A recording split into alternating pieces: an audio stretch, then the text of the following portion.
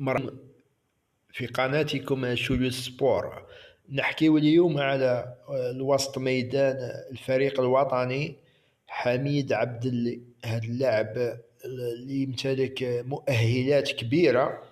شفناه مع فريق اونجي الفرنسي. هذا اللاعب اللي راه مظلوم، هذا اللاعب سواء من الفريق الوطني ولا من ليكيب تاعو.